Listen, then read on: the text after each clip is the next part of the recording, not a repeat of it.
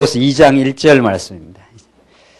그러므로 그리스도 안에 무슨 격려나 사랑의 무슨 위로나 성령의 무슨 교제나 불쌍히 여김이나 인애가 있든지 같은 것을 생각하고 같은 사랑으로 뜻을 합하여 한 생각이 되어 나의 기쁨을 충만하게 하여라. 아무것도 다툼이나 허영으로 하지 말고 겸손한 마음으로 서로 다른 사람들을 자기보다 낮게 여기라. 각자 자기 일을 돌아볼 뿐 아니라 다른 사람의 일도 돌아보아라. 우선 4절까지 봉독드렸습니다. 하나님께 기회를 주셔가지고 지난번 그 종교개혁 탐사를 다녀오게 됐는데 엄청난 큰 그 대조적 그 현상을 보게 됐습니다. 오늘 빌립보스 말씀하고 관련되는 말씀인데 우리가 익히 잘 아는 우리 또 신앙의 선배이기도 하고 개신교회가 출범하게 되는 신학적으로 정립하게 되는데 칼빈이라고 하는 우리가 잘 아는 사람의 그 묘지는 뭐 묘지가 아니죠. 사실은 칼빈이 뭐 그 시신이 있는 것도 아닌 것 같고 뭐 칼빈이라고 하는 이름이 조그마한 돌에 칼빈이라는 이름이고 앞에 이렇게 묘비명으로 조그만하게 뭐 손바닥보다 한 두 개 크나요? 어떻게 그렇게 돼 있는 것이 칼빈의 그 묘지입니다. 묘지. 그게 뭐 조그마하네. 그렇고 로마의 교황이 죽어 있는 그 시신을 그대로 보관해 놓은 로마 교황청이 있는 그 성당은 들어가서 현기증이 날 정도로 크고 웅대하고 거창하고 그렇습니다. 그 교황 시신을 그 앞에 이렇게 보이는 데서 이렇게 또 해놓고 지하에도 있다고 하는데 건물이 그 대리석으로 지어져 있고 그게 뭐 종교개혁 전에 지어진 거니까 지금으로부터 500년 전이니까 뭐 500년 전에 무슨 기중기가 있었겠어요. 뭐가 있었겠냐. 그런데 그렇게 휘황찬란하고 거대하고 지금도 가도 이렇게 놀랄 정도니까 지금도 그런 건물을 지으라 하면 그게 얼마나 많은 시간과 돈과 인력과 그런 것들이 들겠어요. 두 가지의 그 극적인 대비. 뭐, 사람은 칼빈이나 교황이나 화장실 들락날락 했을 거고, 거기 똑같은 사람인데, 이렇게 큰 그 대조를 이루어낼까 말이죠. 한 사람은 그냥 뭐 무덤이 있는지 없는지도 모르게, 아예 무덤을 만들지도 마라. 내가 뭐 기억될 이유가 없다. 진리 앞에서 살았고 하나님이 놀라운 은혜를 베풀어 줘서 이렇게 진리를 깨달았을 뿐이다. 뭐 칼빈이 그랬다는 거 아니에요? 뭐 칼빈이 위대하다기보다도 칼빈을 사로잡았던 그 하나님의 말씀, 하나님의 영광을 위하여라고 하는 그런 치열한 우리 개혁 신앙. 우리는 그 개혁 신앙을 넘어 이제 성경 전체로 나가는 그 진리, 이런 말씀 속에 들어와 있습니다. 그러나 그 대조적으로 너무도 의리의리하고 빛과 번쩍하고 지금 봐도 휘황찬란하고 그 교황 그 로마 그 성당은 너무도 지금 봐도 휘황찬란해요. 정말 그런 곳에 교황이 등장하면 수만 사람이 머리를 조아리고 교황 만세를 외치고 그런 거짓과 음모와 종교적 사기와 이런 것으로 점철된 그런 종교가 있습니다. 어떤 것이 진리의 편인가? 우리는 어떤 진리를 깨달아가고 하나님 우리를 어떻게 진리 안에서 인도해 가시는가? 영원하시고 이 온 우주 만물을 창조하시고 지금 섭리하시는 그 놀라우신 하나님, 그 은혜답게 우리가 깨달으면 우리는 우리 존재 자체로 말할 수 없는 은혜 속에 다함이 없는, 부족함이 없는 그런 진리 속에 우리는 살게 될 것입니다.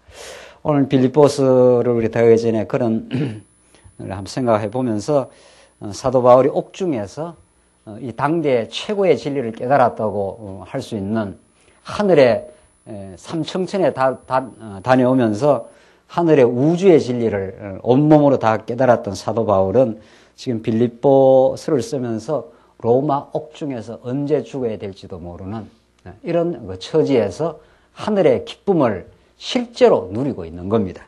그러면서 지금 오늘 2장 1절 우리 지난 시간 이어서 합당한 생활의 그 원리 중에 그 생활의 기본을 지금 가르쳐 줍니다.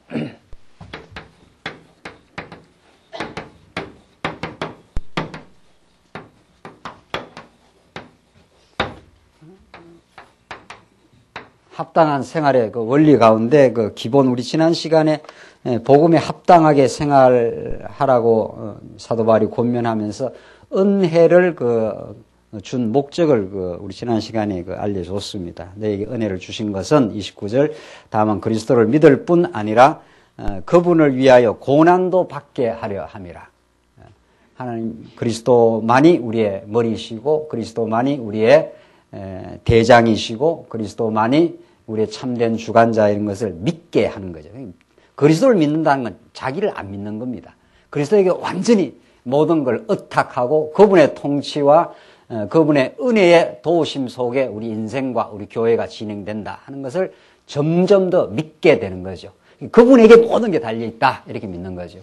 그래서 그분에게 모든 게 달려있다고 점점 믿어가면은 자유를 누리게 되는 거죠. 왜냐하면 내가 이렇게 해야 된다 이런 자기 강박에서 벗어나기 때문에 자기 부담에서 벗어나죠. 하나님께 해가시고 하나님이 교회의 머리이시고 그분이 나를 지켜주시고 우리 교회를 인도해 가신다.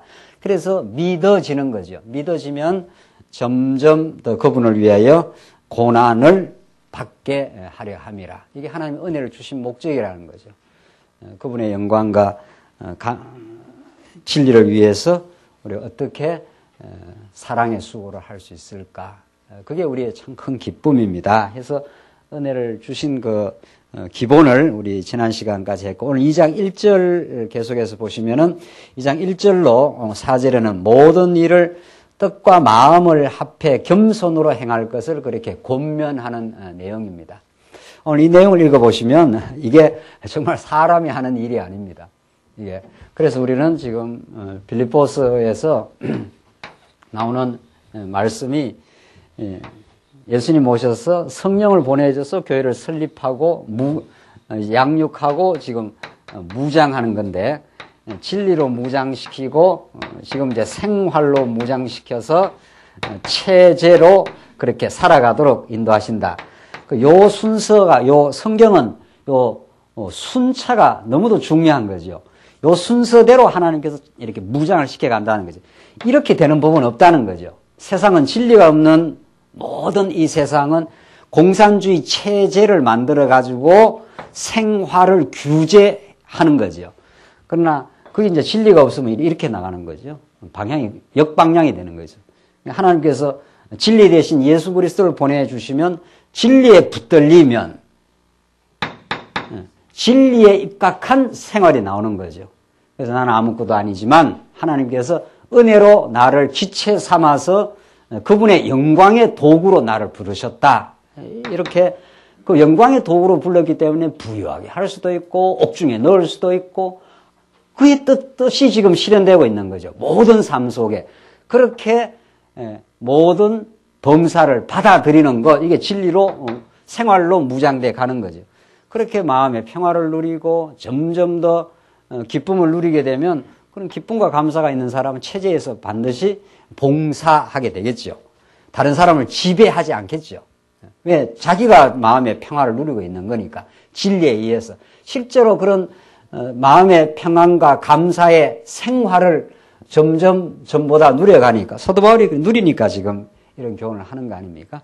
그래서 지금 2장 1절로 4절은 모든 일을 뜻과 마음을 합하여 겸손으로 행할 걸 말합니다. 네 주장하지 마. 그리스도의 뜻이 뭔가 알았으면 그분의 뜻을 따라가. 그러면 우리 모두가 점점 하나 될 수 있어. 이걸 지금 2장 1절에서 말합니다. 이게 이제 성령이 하시는 거라는 거죠. 이게 성령의 성취니까.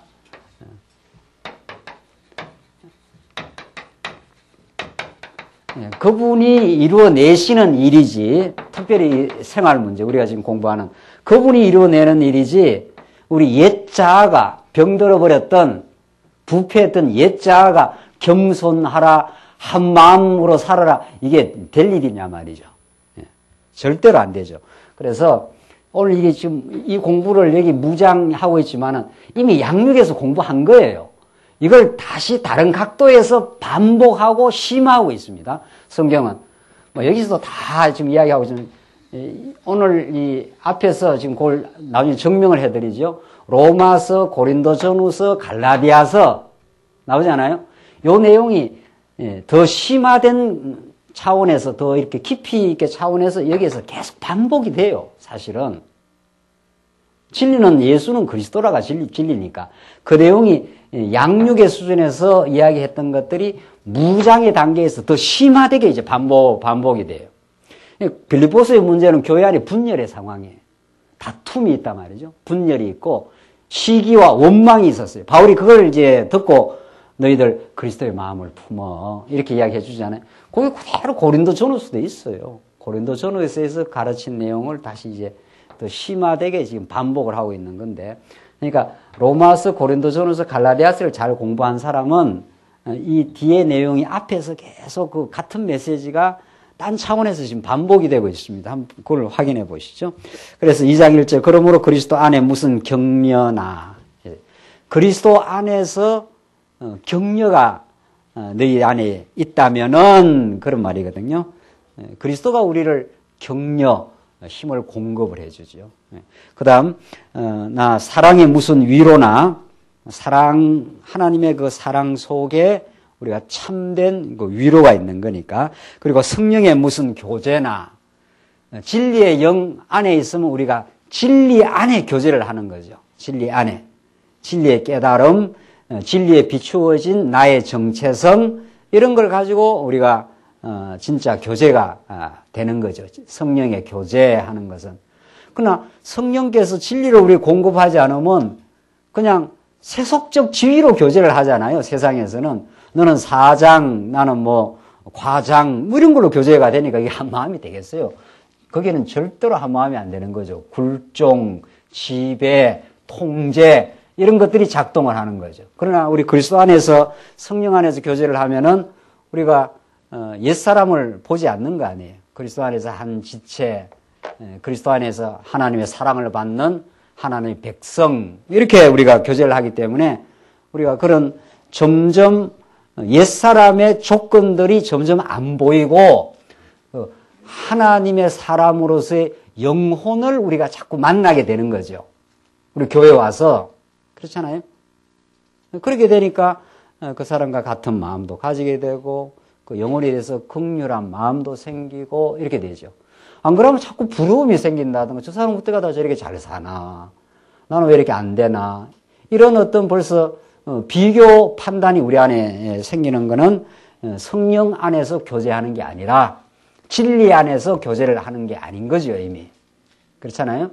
그래서 이제 사도 바울이 지금 그걸 이야기하는 겁니다. 너희가 그리스도 안에서 격려가 있거나 사랑에 무슨 위로가 있거나 성령의 어떤 교제함이 있거든, 또 불쌍히 여김이나 인애가 있거든.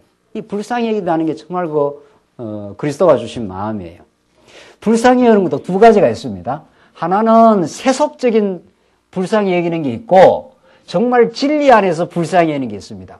세속적으로 저 사람 참 안 됐네, 이럴 수도 있어요.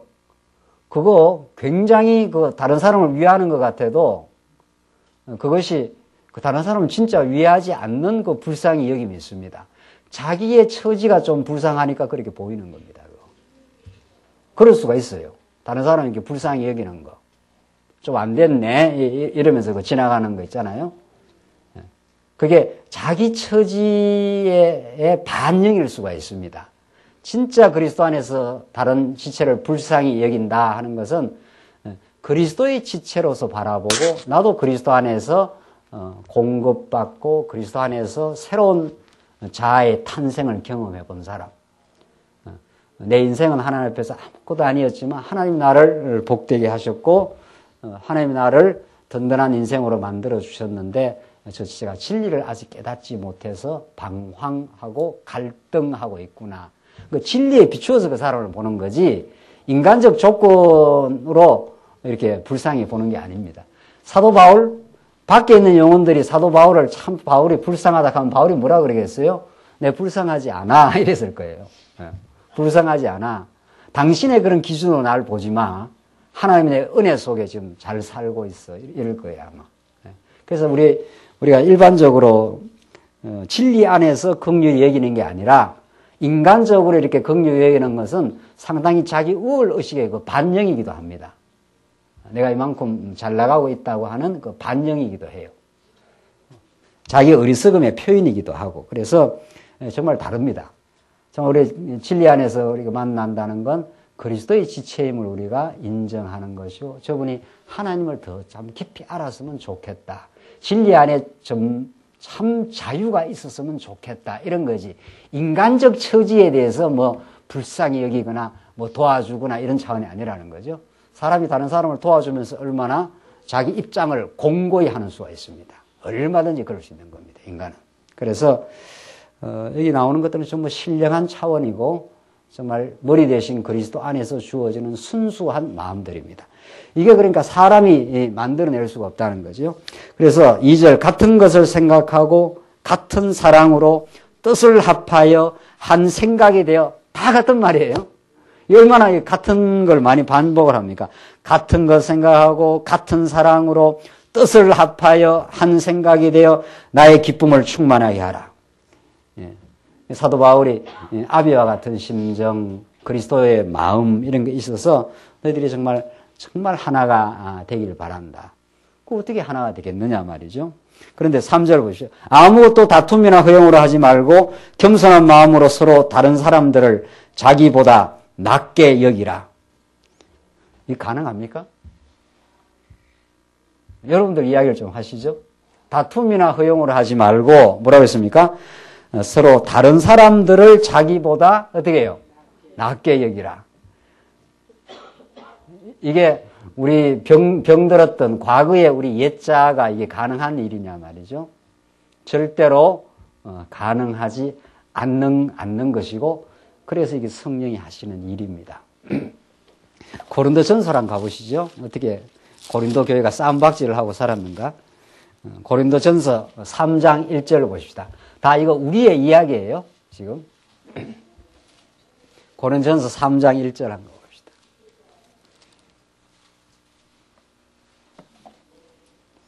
고린도전서 3장 1절. 형제들아, 내가 영적인 자들에게 하듯이 너희에게 말할 수 없어서 육신에 속한 자들 곧 그리스도 안에서 어린 아이에게 하듯이 말하였다. 나는 너희에게 젖을 먹이고 단단한 음식을 먹이지 않았으니 너희가 감당할 수 없었기 때문이다. 사실 지금도 너희는 감당할 수 없다.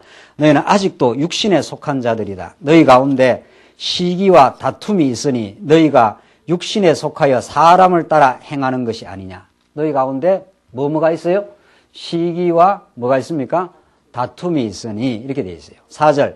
어떤 이는 말하기를 나는 바울에게 속한 자이다 하고 다른 이는 말하기를 나는 아볼로에게 속한 자이다 라고 하니 너희가 사람이 아니고 무엇이냐? 그러면 아볼로는 무엇이며 바울은 무엇이냐?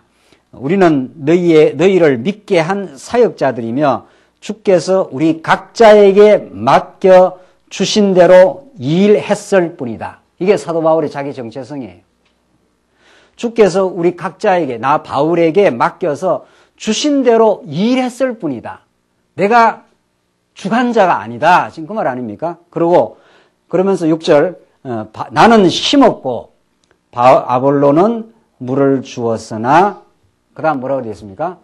하나님께서는 어떻게 해요? 자라나게 하셨다. 자라게 하셨다. 그러니까 물 준 자라든가 심은 자는 하나님이 쓰시는 종이요, 일꾼이요, 그때그때마다 하나님이 부리는 그런 사역자일 뿐이지 자라나게 할 수가 없다. 자라난다는 건 생명의 성장인데 하나님을 더 깊이 알아가는 생명의 성장은 사람이 할 수가 있는 일이 아니다, 이게. 그걸 바울이 지금 싸움박질하고 있는 시기하고 분쟁하면서 하나님답게 깨닫지 못하는 고린도 교회를 향해 주신 말씀이지요. 그러면서 9절 보십시오. 그러므로 심는 자나 물을 주는 자는 그 다음에 이렇게 줄을 치세요. 그 다음에 줄을 쳐놔야 돼, 이런 거는. 뭐라고 했습니까? 심는 자나 물을 주는 자는 뭐라고 되어 있습니까? 아무것도 아니요. 이렇게 되어 있잖아요. 하나님의 주권과 그의 절대적인 인도하심과 붙들어 쓰심이 이 교회를 교회되게 하고 있는 거다. 이런 뜻 아닙니까? 그래도 심는 자나 물을 주는 자는 조금 뭐 일을 했다, 뭐라든가 뭐 이렇게 이해를 해야 될 거 아니에요? 그래도. 사도 바울은 그 표현을 그렇게 해버려요. 아무것도 아니요. 이게 복음을 복음답게 알고 있는 사람만이 고백하는 신앙 고백이지요. 그렇죠? 성경 이렇게 말해요. 아무것도 아니야. 하나님이 이렇게 사용해 주셔서 영광스러운 교회를 위해서 쏘주셔서 너무도 감사할 뿐이야. 내가 만들어낸 게 없으니까. 감사라는 건 저쪽에서 주셨으니까 감사한 거 아닙니까? 내가 조금이라도 0.0001%라도 내가 만들어냈으면 내가 해낸 일이죠. 감사가 없죠. 우리는 범사 감사니까. 범사 저쪽으로부터 온 거죠. 하나님으로부터 모든 것이 온 거죠. 그러니까 아무것도 아니라는 거예요. 오직 잘하게 하시는 분은 뭐라 그럽니까? 하나님 뿐이시다. 뿐자에다 동그라미를 쳐야 돼요. 또 뿐자에다가 성경이 이렇게 되어 있다고요. 야, 싸움 박질해? 그 싸움 박질 왜 하는 거야? 이렇게 이제 사도 바울이 이제 짚고 들어가는 거죠. 싸움 박질하는 건 내가 했다는 거 아니에요. 내가 의롭다는 거 아니에요. 그러니까 싸움이 나오지요. 내가 내 안에서 의로움이 없고 내 안에서 만들어낸 게 없는데 왜 싸우겠느냐 이거죠. 감사할 것밖에 없지. 어디 가서 심으라 그러면 심었다는 거 아니에요. 이 영광스러운 교회의 생명을 심게 해줘서 참 감사하고 그 다음에 어떤 사람이 와서 이렇게 심은 걸 갖다가 이렇게 물을 줬다는 거 아니에요. 어떤 사역자는 심기만 해서 안 되잖아요. 이렇게 물을 줘야 이게 또 자라나지. 그렇지 않습니까? 그 모든 걸 주관하신 분은 하나님이시잖아. 그래서 교회 생활은 원칙적으로 복음 안에 들어오면 감사할 것밖에 없는 거죠. 원칙적으로 말한다면. 뭔가 화가 난다든가 갈등스럽다든가 다툼이 생긴다든가 하는 거는 그건 벌써 이미 자기의 원래 자리를 넘어선 거죠. 우리 원래 자리는 하나님이 나를 나되게 한 거니까. 나를 이 진리 안으로 들어오게 한 거니까. 진리 안에 들어왔기 때문에 깨닫고 깨달았기 때문에 봉사하는 거란 말이죠. 봉사를 어떻게 우리 인간이 합니까? 도대체. 하나님이 할 수 있도록 마음을 주시고 깨달음을 주시고 그래서 하나님께 이끌려 지금 하고 있는 것이지 말이죠. 그러니까 나는 심었고 아볼로는 물을 주었으나 하나님께서는 자라게 하셨다. 이 하나님의 주권 사상, 하나님이 하신다고 하는 생생한 메시지, 이 고린도 교회도 그랬고 빌립보 교회도 그런 거죠. 그러니까 자꾸 마음이 지금 갈라지니까 한 마음으로, 한 생각으로, 한 머리 그리스도에게 붙들려 있기를 바란다. 너희가 주관자가 아니다. 나는 심었고 너희 중에 누구는 지금 물을 뿌리고 있을 뿐이지 않느냐. 자라게 하시는 분은 하나님이 지금 자라게 지금 하고 있어. 다툼은 내가 무언가를 한다는 전제에서 나온 것이고 내가 너보다 의롭다는 전제에서 나온 거죠. 딱 둘 중에 하나예요. 내가 무언가 할 수 있는 능력이 있거나 내가 너보다 더 의롭다고 하는 그 전제에서 나온 거죠. 절대로 내가 죄인이거나 내가 아무것도 아닌 존재임을 깨달았는데 하나님이 능력을 주셨고 하나님이 나를 의롭다 했으면은 이 내가 한 게 아니니까 주장하거나 내가 뽐낼 일이 하나도 없는 거 아니에요. 감사할 일밖에 없는 거지. 우리는 이렇게 진리를 깨닫고 시간이 흐르면 모든 게 점점 당연해지고 당연한 걸 넘어서 제도가 만들어지면 거기에서 내가 한 일이 자꾸 생각나고 이상한 코스로 우리가 가요. 인간이 모두가 그래요. 시간이 지나가면. 그래서 하나님께서 우리 새로운 진리의 공급과 원초적인 자리로 다시 하나님 우리를 내려가게 하시고 복음의 감격의 회복이 필요해요. 우리 원초적인 자리로 내려가 보면 모든 게 다 황홀하고 감격하고 감사할 밖에 없어요. 내가 교회 앞에서 뭘 심은 게 있거나 물을 준 게 있으면 그게 하나님께서 나를 붙들어서 한 일이지. 그래서 한없이 감사하고 그 감사하는 파장이 그 주위에 미쳐요. 감사하는 사람은 입만 열면은 어쩌다 내가 이 교회에 나왔냐. 어떻게 해서 이렇게 내가 말씀을 듣게 되었냐. 이 봉사를 어떻게 이렇게 할 수 있게 되었냐. 이 말밖에 안 나오지. 왜 당신 그 모양이냐. 왜 그따구라 하느냐. 이런 말이 그 가당찮은 말이잖아요.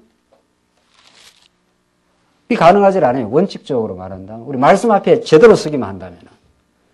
도대체 하나님이 얼마나 영광스럽고 놀라운 분인데 우리는 바벨탑만 쌓는 인생들인데 11장에서 창세기 아담이 타락한 이후 인간이 하는 일은 자기 건축이에요. 자기 탑 쌓기. 바벨탑 쌓기. 그래서 내가 성과 대를 쌓아 내 이름을 내고 이렇게 돼 있단 말이죠. 하나님께서 그걸 싹 허물어 버려요. 그리고 내가 허물어진 그 자리에서 그 노아의 후손 셈의 하나에서 아브라함 하나를 선택해서 내가 내 나라를 건축해 주겠다. 이게 창세기 12장에 나오는 말씀이란 말이죠. 여러분과 저는 끊임없이 자기 탑을 쌓으려고 애쓰고 불택자도 택자도 다 그러는데 택자만 우리가 하나님 무너뜨려줘요.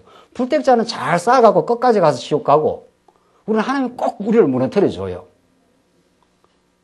우리가 쌓은 탑들, 내가 했다고 하는 자만심들, 그걸 꼭 하나님께서 반드시 무너뜨려버리고 내가 건축자들의 버린 돌이 집에 모퉁이 돌이 되어서 그 예수 그리스도가 우리의 모퉁이 돌이 되어서 예수 그리스도에게만 붙어서 세워지는 집, 이 집을 지어요. 그게 성전이고 교회예요. 그게 하나님 나라예요. 그러니까 예수 그리스도가 모퉁이 돌이 되지 않는 곳에 내가 건축하기 시작하면은 그게 바벨탑이 되고 그게 하나님과의 진정한 교감과 감사를 상실하게 되고 하나님이 그걸 허물틀어 주겠다는 거예요. 그래서 무너뜨리게 하고 세우겠다 하는 말이다. 그 말이에요. 선지자들이. 그래서 지금 사도 바울이 빌립보 교회에도 아무것도 다툼이나 허경으로 하지 마. 왜 다퉈? 네가 뭐 한 게 있어? 네가 물 많이 뿌렸다고? 아무것도 아니잖아. 하나님이 안 붙들었으면 그게 가능이나 한 일이야. 우리는 미물 같은 존재이고 그냥 죄 가운데 버려놨으면은 끊임없이 바벨탑 쌓는 존재인데 내가 너를 불러서 모퉁이 돌 대신 예수 그리스도에게 접붙여가지고 거기다 붙여가지고 지금 너 속에 하나님이 거할 수 있는 성전을 지금 내가 지어가고 있는데 왜 다퉈? 그 다투는 그 뿌리가 뭐야? 이렇게 사도 바울이 지금 물어 들어오는 거죠, 우리한테. 그렇게 의로와? 내가 너를 심판 한번 해봐? 이렇게 되는 거죠. 그래서 하나님께서 우리를 죄 가운데 가두어 놨다는 거 아니에요. 아무도 자랑하지 못하도록. 아무도 자랑하지 못하도록. 누가 누구를 손가락질을 할 것이며, 뭐 묻은, 뭐 묻은, 뭐라고? 근데 그것도 잊어버렸네요. 뭐 속담이 그런 거 있잖아요. 예? 똥 묻은 개가 겨 묻은 개를, 야, 임마, 너는 뭐 겨를 그래 묻히고 다녀. 그럼 얼마나 그 이상한 거예요. 얼마나. 그래서 사도 바울이 얼마나 자기를 의롭게 생각하고, 그래서 다메섹 도상으로 인간들 이렇게 잡아서 다 죽여버려야 되겠다고 달려가던 사도 바울을 하나님께서 눈을 감겨버리고 다시 눈을 뜨게 한 거죠. 자기를 볼 수 있는 눈을. 비늘 같은 것이 생겨서 하나님의 영광의 그 광채를 보는 눈이 없었고 자기 의의 탑을 세우려 했던 사도 바울을 꺾어가지고 다시 눈을 띄워준 거지요. 그래서 하나님의 은혜의 영광을 보도록 하고 자기의 내면의 죄를 보게 해가지고 나는 죄인 중에 뭐라 그럽니까? 괴수다. 뭐 사도 바울이 뭐 살인을 했어요. 뭐 남을 뭘 했겠어요. 하나님과 같이 되고자 하는 그 본성을 본 거지요. 그러니까 진리를 깨달으면 꼭 그렇게 우리는 깨닫게 되어 있습니다. 정말 진리를 깨닫는 건 남 이야기할 게 없다는 거예요. 남에 대해서 이러쿵 저러쿵 할 시간이 어디 있습니까, 우리가? 진리를 깨달아가고, 자기가 지금 계속 새롭게 진리를 깨달아가고, 새롭게 자기 내면에 허망한 바벨탑 쌓기를 끊임없이 시도하는 그 옛자를 발견하고, 그렇게 발견하면 자꾸 진리를 더 사랑하게 되고, 전에보다 더 깊이 진리를 깨닫는데 급급하고 바쁘지. 그래서 진짜 옆에 지체가 방황하면 진리를 나누어 주고 싶지. 남에 대해서 이러쿵 저러쿵 할 그런 겨를이 없는 사람이 우리 인생입니다. 따지고 보면. 그래서 사도 바울이 자기 실체를 발견하고 그리스도를 깨닫고 나서는 내가 죄인 중에 예수님을 그래 깨달았으니 내가 다른 사람에 대해서 뭐라고 평가하고 뭐라고 이 말 저 말 할 그런 여유가 있겠는가. 내 영혼을 돌아보기가 바쁘다. 그런 거 아니에요. 그래서 그 진리의 세계로 들어가기 시작했습니다. 바울은. 그래서 3절 아무것도 다툼이나 허영으로 하지 말고, 다툼은 자기 의의 실현이고, 허영이라는 게 뭡니까? 허영은 자기를 이렇게 포장하는 거예요. 자기를 이렇게 높이는 거. 그 얼마나 웃기는 일이냐 말이죠. 진리 안에서. 그러나 우리가 이걸 얼마나 지금 하고 과거에 살았습니까? 실제로. 허영기로 말하면 뭐 우리 인간이 이루 말할 수가 없는 겁니다. 허영기로 말하면.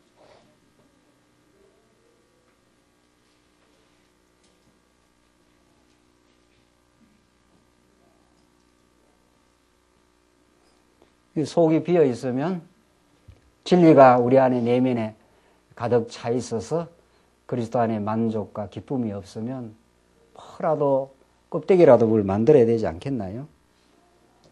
그래서 모든 옛 아담은 이런 길을 가고 예수 그리스도는 이 길을 갑니다. 모두가 우리가 원래 이 자리에서 이렇게 허영길을 부려요. 내가 너보다 의로워. 내가 더 많이 했어. 그래서 점점 자아를 확대하고 자아를 확장하는 길을 가는 게 망하는 길인 거죠. 그게. 그러나 예수 그리스도는 그가 영원히 하나님의 나라를 통치하는 하나님의 아들이요 모든 권세와 능력을 쥐고 있는 그분이 가장 낮아지셨는데 그분을 하나님께서 이렇게 높이는 길로 가고 있습니다. 그래서 이게 옛 아담에 가는 길이고, 그래서 내가 선악과를 따먹어 하나님과 같이 되고자 하는 이게 사망의 길이었고, 그분이 우리에게 찾아오시고 낮아지시고, 그래서 우리와 함께 우리를 높이신 분. 이제 이 마음을 품으라 이런 뜻이죠. 이 마음을 품으라. 이게 바벨탑의 기별 아닙니까? 이게 바벨탑의. 그래서 4절 보시면 3절 그 뒷부분 겸손한 마음으로 서로 다른 사람들을 자기보다 뭐라 그럽니까? 낮게 여기라. 정말 그리스도의 우리가 지체가 점점 되면은 겸손이라는 거는 다른 사람 앞에 빌빌한다 이런 뜻이 아니라 하나님 앞에서 내 모습을 발견했다. 그게 겸손 아니겠어요? 하나님 앞에서 내가 안 붙들어졌으면 죄인 중에 괴수였다. 하나님 앞에서 나는 아무것도 아닌 인생이었다. 그의 손에 붙들려 살 수밖에 없는 존재였다. 지금도 그렇다. 그를 힘입어 살며 기동하며 있는 존재다. 하나님 앞에서의 자기 발견, 이걸 겸손이라고 그러잖아요. 그게 가장 든든한 자리고 가장 안전한 자리고 우리 지체들과 가장 편안하게 교섭하는 자리고 그런 거죠. 이 겸손한 마음이 들기까지 하나님 우리를 얼마나 두들겨 패고 얼마나 우리를 낮추시고 우리 십자가에 예수와 함께 못 박아버려서 옛자를 정리시켜 주신 하나님. 그래서 우리가 십자가에 날마다 못 박혔다는 걸 기억하라는 거죠. 옛자가 십자가에 못 박히고 우리는 새로운 그리스도의 지체로 살아난 사람들이니까. 그리스도가 아니면 오늘 하루의 존속이 불가능합니다. 오늘 하루 호흡이 불가능한 인생들입니다. 이렇게 우리가 깨달을 때 우리 다른 지체가 교회에서 움직이는 걸 저럴 수 있다. 참 잘 하셨습니다. 하나님께서 그렇게 하셔서 참 좋아 보입니다. 이런 다른 사람을 더 낮게 여기는 일이 나올 수 있는 거죠. 이게 성령이 하시는 일입니다. 5절 보시면, 자, 5절부터 이제 18절까지 생활의 그 자세를 보여주는데, 생활의 자세를.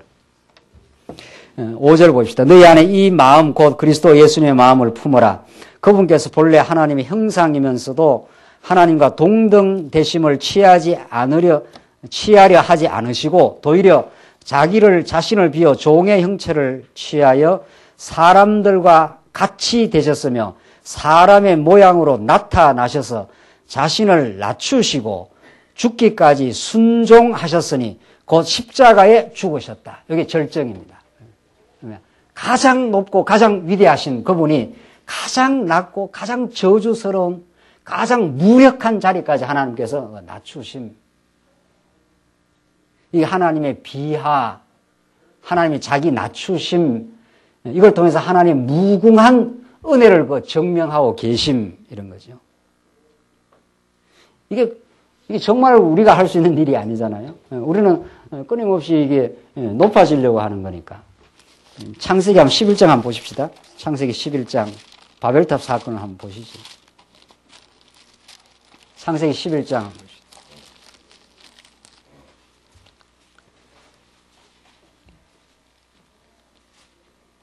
창세기 11장 1절입니다. 아담 타락 이후에 버려둔 인생이 무엇을 하고 사는가.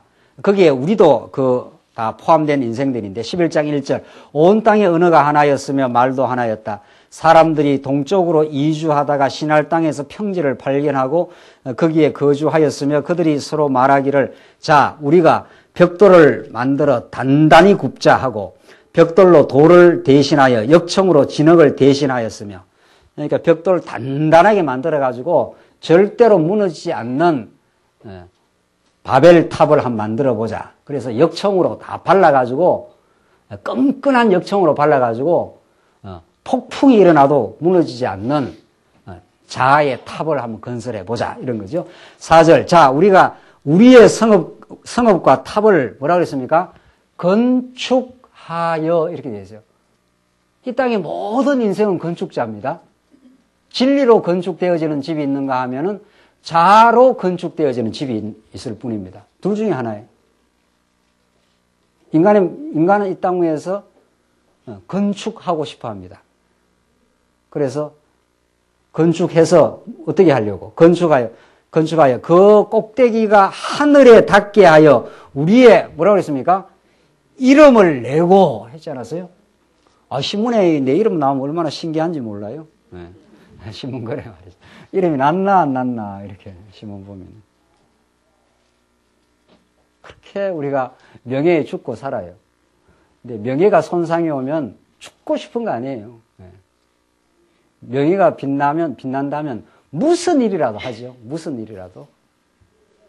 그렇게 그 이름을 내고 싶어 합니다, 우리가. 그래서 다른 사람으로부터 영광을 받고 싶어 하는 거죠. 성경은 하나님의 이름의 영광을 드러내기 위해서 천지를 창조하고 교회를 이 땅 위에 만들고 선교를 하게 하고 그의 이름의 영광이 드러나게 하는데 인간은 이렇다는 거예요. 그냥 내버려둔 아담 타락 이후 11장이 이제 하나님의 아브라함을 부르기 직전 그 장면 아닙니까? 노아 홍수 때 다 인간이 패역했거든요. 그래서 싹 쓸어버렸어요. 하나님께서 노아를 은혜로 불러가지고 믿음을 줘서 노아와 노아 가족만 8사람 방주에서 살려내고 조금 지나서 또 일이 일어난 거예요. 인간은 내버려두면 끊임없이 이 길을 갑니다. 또 이 길을 가도록 놔뒀어요. 한번 만들어봐 이런 거죠. 네가 네 탑 한번 만들고 그 탑 속에 들어가서 한번 푸근하게 한번 살아봐. 정말 푸근한지 어떤지. 그래서 우리의 이름을 내고 온 지면에 흩어지지 않도록 하자. 벽돌 단단하게 굽었으니까 절대로 안 무너져. 이거. 5절 여호와께서 사람들이 건축한 성읍과 탑을 보려고 내려오셔서 하나님께서 위에 있으면 모르나요? 네. 일부러 슬슬 시찰을 하러 내려왔어. 인간들이 하는 일을 내가 한번 보겠어. 이런 거죠. 여호와께서 말씀하셨다. 보아라, 그들이 한 백성이며 모두 하나의 언어를 가졌으므로 그것을 시작하였으니 이제 그들이 하려는 모든 일을 막지 못할 것이다. 자, 우리가 내려가서 거기에서 그들의 언어를 혼잡케 하여 그들이 서로의 언어를 알아듣지 못하게 하자. 여호와께서 그들을 거기에서 온 땅에 흩으시니 그들이 성읍 건축하기를 거쳤다. 이거 흩어놔야 될 거 아니에요. 그래야 하나님이 세우는 성읍을 짓지. 그렇잖아요?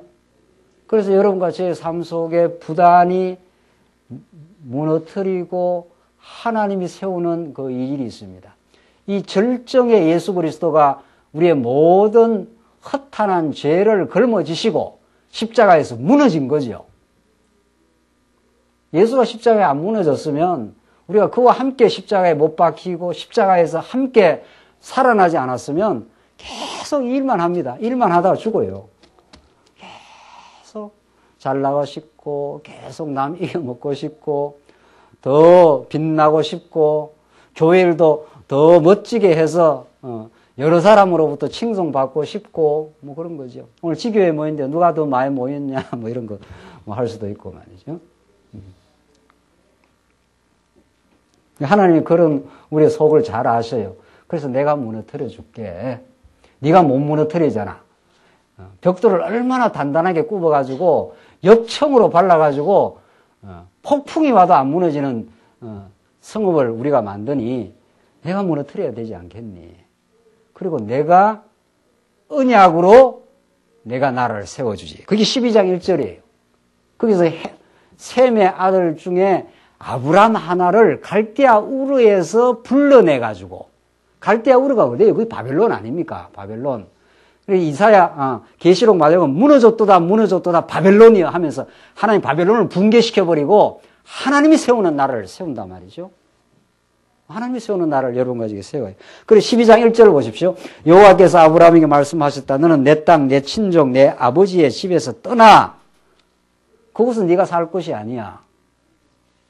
그것은 바벨탑 쌓는 곳, 너 자아의 탑을 쌓는 곳, 그곳에 떠나 내가 내게 보여줄 땅으로 가거라. 내가 너를 큰 민족이 되게 하고 내게 복을 주어 내 이름을 크게 해줄 것이다. 진짜 내가 너에게 내 이름을 크게 해준다. 네가 이름을 내려고 하면 그건 내가 무너뜨린다. 그러니까 우리는 김아무개 하는 건 하나님께서 싹 지워버렸어요. 생명록에다가. 그리고 예아무개를 이렇게 붙여놨어요. 예시 모릅니까? 예시? 예? 예아무개라고 이름이 이렇게 적혀 있어요. 생명록에 여러분과 제 이름이. 김아무개, 이아무개는 싹 지워버려요. 하나님께서. 그런 거 이름 내는 거 아니야. 우리 믿음의 선조들이, 믿음의 신앙인들이 카타콤 지하 동굴에서 이리저리 유리방황하며 히브리서에 나오는 대로 톱에 켜 죽고 이리저리 쫓겨다니고 우리 한국 교회사에서도 지금 중국의 지금 지하교회 현장에서도 그렇게 교회가 되는 겁니다. 그렇게 이름도 없이 빛도 없이 그러나 하나님이 이름을 크게 만들어놔요. 예아무개라 이렇게 해놨단 말이에요. 너는 예수의 이름으로 살아 이런 거 아니에요. 맞습니다. 이렇게 되는 거죠. 내 이름이야 뭐 붙었든지 말든지 내 이름이 크게 되든 말든데 그게 이제 점점 관심이 줄어들고 그런 예아무개로 생명록에다가 이미 딱 기록이 돼가지고 너의 이름이 최고 복되고 영광스러운 이름이다 이렇게 하나님 우리에게 가르쳐 주셔요. 더 이상 우리가 부러워할 게 없단 말이죠.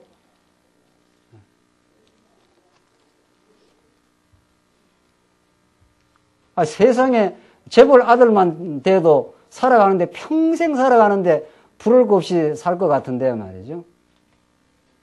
하나님의 아들로 우리가 부름을 받아갖고 오늘 본문 말씀대로 내가 너를 큰 민족이 되게 하고 내게 복을 주어 내 이름을 크게 해주겠다. 너는 진짜 영광스러운 이름이다. 내가 너를 기억한다. 뭐 이런 거 아니에요. 하나님이 여러분과 저의 한 사람을 기억하셔요. 이게 약속이에요.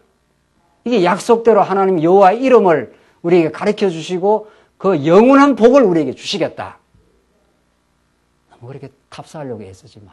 이제 많이 무너졌잖아, 전에. 옛날에. 그냥 살아. 그냥 하나님의 놀라운 영원한 영광 속에 세상 전부하고 바꿀 수 없는 하나님의 정체성 속에 사도 바울이 그걸 깨닫고 지금 예수 그리스도가 그렇게 하시겠다는 거예요. 그는 하나님과 본래 동등한 그런 영광스러운 분이시지만 우리에게 그 영광을 우리에게 나누어 주기 위해서 그분이 낮아지시고 마침내 십자가에 죽으셨다. 이렇게 된 거죠. 이게 그리스도 예수의 마음이다. 이게. 근데 너희들은 지금 다투고 허영기 부리고 우리가 그럴 거이지 않아요? 우리가 이렇게 높은 자리에 올라가니까 허영기를 부리죠. 높은 자리에 가고 싶으니까. 그냥 있는 자리에 살면은 허영을 부릴 이유가 있느냐 말이죠. 그냥 있는 대로가 뭐 하나님의 은혜를 누리는 최고의 자리죠. 하나님 우리한테 절대로 실수 안 하잖아요. 지금 있는 자리가 최고의 최선의 자리 아니에요. 하나님의 절대적인 인도 속에 아무도 부러울 수 없는 그런 최고의 자리. 이걸 우리가 누리는 게 중요하잖아요. 그렇잖아요. 근데 너희들은 지금 다투고 올라가니까 다른 사람을 정죄하거나 비판하거나 내가 더 잘한다고 생각하거나 그 교회 안에서는 잘하는 게 없어요.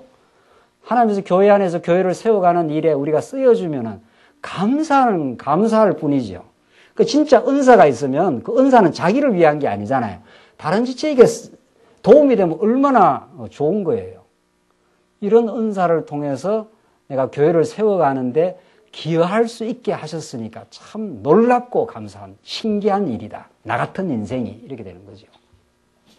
그게 하나님이 언약대로 이 땅의 교회를 세워가는 과정이니까. 그래서 지금 사도 바울은 이렇게 하라 한 마음을 가지고 다툼이나 허용을 하지 마라 해놓고는 그리스도의 사역을 가르쳐줘요.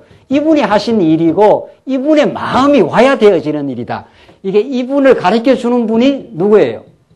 그리스도를 가르쳐주는 분이 성령이 우리에게 오셔서 가르쳐주시고 깨닫게 하고 생각나게 해서 세상에서는 맛보지 못했던 천국을 그래도 우리가 여기서 맛보는 거 아니에요.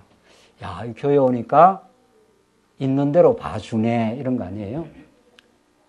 그 굉장히 사람에게 안도감과 평안감을 줍니다. 왜 안 했어? 왜 그따구밖에 안 돼? 이게 세상에서 쓰는 언어들 아닙니까?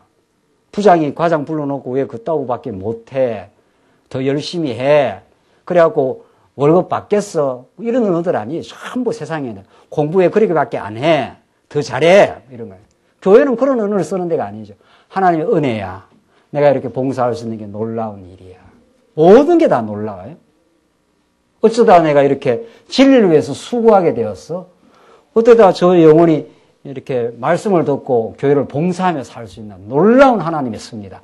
성령의 성취구나. 이게 그야말로. 그래서 우리 말씀운동 교회가 우리 장안조원교회가 이만큼 지금 성장하고 자라는 건 성령 하나님의 성취 아닙니까? 우리가 하나님을 찬양하는 거죠. 하나님 어쩌다 우리가 이렇게 말씀을 듣고 진리 안에 점점 하나 되어 갈 수 있습니까? 이런 거죠. 비판의 언어들이 자꾸 사라지고 남을 조롱하고 비판하고 이런 언어들이 사라지고 감사하고 격려하고 이해하고 용서하고 다른 사람 이렇게 박수 쳐주고 그렇죠? 참 잘했습니다. 하나님께서 그 일을 통해서 더 많은 영혼들이 진리를 들을 수 있을 것입니다. 이렇게 된다는 거예요. 이게 그리스도의 마음이에요. 그분이 영광스러운 분이 이렇게 낮아지셔가지고 19절 그러므로 하나님께서 그분을 지극히 높여 모든 이름 위에 뛰어난 이름을 주셨으니 이는 하늘에 있는 것이나 땅에 있는 것이나 땅 아래에 있는 것들의 모든 무릎을 예수님의 이름 앞에 꿇게 하시고 모든 입이 예수 그리스도를 주님이시라 고백하게 되어 하나님 아버지께 영광이 되게 하셨다. 그분이 낮아지기만 한 게 아니라 부활하고 승천하고 모든 이 피조 만물을 그 발 앞에 무릎 꿇게 해가지고 특별히 택한 백성에게 예수는 왕이십니다. 이 고백을 만들어냈다는 거예요. 죽기만 했으면 안 되잖아요. 이 부활해서 왕의 통치를 지금 하고 있는 위대한 분으로 우리에게 등장을 하니 우리가 교회에 와서 우리의 왕 대신 예수님 앞에 당신이 왕입니다. 이렇게 고백을 만들어내게 했다는 거예요. 그게 얼마나 하나님 아버지께 영광이 된 거냐 말이죠. 하나님의 영광을 예수를 통해서 보여주고 우리가 그럼 깨닫게 해서 고백을 만들어낸 거니까 우리가. 그런 사람들이 모인 게 교회라는 거예요. 그렇죠? 그런 사람들이 모인 거 어떻게 하든지 자기를 드러내고 어떻게 하든지 내 업적을 이야기하고 싶어하고 내가 이만큼 교회를 봉사했다고 하는 것을 입증하고 싶어하는 곳이 교회가 아니라 하나님의 영광으로 철철 넘치고 은혜의 그 복음과 그 말씀이 우리를 지배하고 그래서 봉사하게 됐을 때 더욱 감사하고 그런 게 우리 교회인 거죠. 그게 정상적으로 이제 자라가는 교회 아니겠어요? 정상적으로. 사도 바울은 그렇게 빌립보 교회가 하나님의 나라를 누리는 생활로 무장하기 위해서 진리가 그걸 그렇게 지금 만들고 있다. 진리 대신 그분이 예수가 그리스도임을 이런 방식으로 십자가로 입증을 하고 부활하여 입증을 했기 때문에 그가 왜 십자가에 죽어야 되니? 이런 말이죠. 사도 바울은. 그분이 능력이 없어, 뭐 영광이 없어, 뭐 부족한 게 있어. 그래서 우리를 사랑하기 때문에 부모 우리 자식 사랑하기 때문에 뭐 죽으라고 고생도 하고 가장 낮아지기도 하고 비천해지기도 하고 그런 거 아니에요? 그래서 우리 자녀들이 잘 이렇게 자랄 수 있도록 한쪽은 점점 세워가고 한쪽은 점점 자라가도록 하는 이 사랑의 원리, 이 계시의 원리, 이 언약 성취의 원리. 언약 성취는 구약의 모든 아브라함 언약은 하나님께서 모세 언약의 방식을 통해서 이제 성취를 해가는 거니까. 그게 하나님께서 무너뜨리고 세우는 방식, 때리고 싸매는 방식, 하나님 아버지의 영광과 동등 권세를 가지고 이분을 낮추었다가 높이는 방식. 이 길 외에는 없는 거죠. 절대로. 예수 그리스도의 그 길 외에 하나님의 나라가 세워지는 법이 없는 거죠. 그러니까 우리는 죽으나 사나 예수는 그리스도이시다. 그가 선지자인데 하늘의 뜻을 가르쳐 주려고 마태복음에 선지자로 오셨는데 선지자로서 우리의 죄를 폭로하고 하늘의 은혜를 가르쳐 주신 그분이 왕으로서 증명을 해요. 또 두 번째 마태복음 보면은. 그래서 묻지 않아요. 베드로한테 너희는 나를 누구라 하느냐? 그렇잖아요. 그러니까 뭐 이러쿵저러쿵 이러쿵저러쿵 너희들 나를 누구라 하느냐? 엘리야라 합디다. 뭐 세례 요한이라 합디다. 사람들이 그러니까 너희는 나를 누구라 해? 주는 그리스도시요. 어때요? 살아계신 하나님의 아들입니다. 하나님입니다. 이 말이거든요. 하나님의 아들은 여기 나온 대로 하나님과 동등 권세, 동등 대권, 동등 영광 다 갖고 있는 분이에요. 그러니까 예수님께서 뭐라 그럽니까? 이 바요나 시모나 그걸 알게 한 자는 사람이 아니라 하나님이 그걸 알게 했다. 어쩌다 네가 그런 놀라운 복을 받았나? 너 위에다가 어떻게 해요? 너 위에다가 뭐를 세운다고요? 내가 교회를 세운다. 그 진리 위에다가 이런 말이죠. 예수는 그리스도라는 그 진리, 그 모퉁이에만 교회가 서는 거니까. 하나님의 영광을 받으시는. 그래서 내가 교회를 세우리니 음부의 권세가 어때요? 절대 무너뜨릴 수가 없다. 그렇게 해서 그 교회를 세우기 위해서 그러니까 예수는 선지자요, 왕이요, 제사직을 수행하는 제물이요, 제사장이요. 이 직을 통합적으로 다 예수님이 이루어요. 선지자로서 하나님의 뜻이 어떤 건가, 하나님이 어떤 분인가를 가르쳐주고 당신이 왕이에요, 진짜. 하늘 왕의 대권을 가지고 내가 교회를 세워. 그 세우기 위해서 죽지 않아요. 그 사랑을 확정한단 말이죠. 이 교회가 세워지려면 누군가가 죽어야 돼요. 이 교회가 지금까지 세우는데 누군가가 그리스도의 마음으로 죽어온 거죠. 안 그러면 교회가 세워지는 법이 없어요. 하나님이 다 하셔요. 다 하신다는 게 그런 과정을 통해서 하셔요. 누군가가 그리스도의 마음으로, 기쁨으로 그렇게 해온 거죠. 애를 쓴 거죠. 그걸 하나님이 하신 거라고 우리는 믿는 거죠. 그래서 예수님이 선지자이기도 하시고, 예수님이 진짜 왕이시기도 하시고, 그 왕이 이렇게 십자가로 죽는 게 제사직 아닙니까? 그래서 예수는 이걸 우리는 다 통합해가지고 예수는 그리스도이십니다. 참 선지자요, 참 왕이요, 참 날 위해서 죽었다가 살아남으로 내 생명이 되어주신 분. 그러니까 당신이 아니면 하나님의 아버지라 고백할 수 없었던 죽었던 인생. 그런 말 아닙니까? 그래서 하나님께서 이 마음을 품으라. 사도 바울을 통해서 이 마음을 너희의 타락했던 마음에서 내가 예수 그리스도의 마음으로 바꾸어 주겠다. 그래서 12절 그러므로 나의 사랑하는 자들아 너희가 항상 순종한 것 같이 내가 함께 있을 때뿐 아니라 지금 내가 없을 때에도 더욱 두려움과 떨림으로 자신의 구원을 이루어라. 이 두려움과 떨림, 이거 굉장히 소중한 우리 성도의 마음의 상태 아닙니까? 하나님 앞에서 경외하는 마음, 진심으로 순종하는 마음, 이런 거예요. 이때 두려움과 떨림이 무서워서 이렇게 공포를 느끼는 게 아니고, 진심으로 사랑하는 마음, 진심으로 순종하는 마음, 이런 게 있을 때 그 마음이 그 대상과 아주 좋은 관계죠. 그분이 나를 너무도 위해 주시고 사랑하는 사람 앞에 서면 아무렇게나 우리가 행동을 못 하잖아요. 우리가 아무렇게나 행동하는 거는 내가 지금 보고 있는 대상이 별가이면 내가 아무렇게나 행동하잖아요. 그러나 내가 지금 이렇게 상대하고 있는 대상이 너무도 놀랍고 너무도 기가 막힌 은혜를 내게 베풀어 주면은 내 마음이 그렇게 바뀌는 거죠. 그러니까 두렵고 떨림으로 진심으로 순종하고 싶은 정말 무엇이라도 시키십시오. 이런 두렵고 떨리는 심정. 이게 우리 아주 정상적인 우리 성도의 마음 상태인 거죠. 이 말씀을 들으면 하나님 뭘 원하십니까? 내가 내 인생이 이렇게 복되게 되었으니 당신의 뜻이라면 무엇이든지 하고 싶습니다. 참으로 하나님의 뜻이 무엇입니까? 얼마나 사랑했는지 내가 이루 말할 수가 없습니다. 이럴 때 생기는 마음, 이게 두렵고 떨림입니다.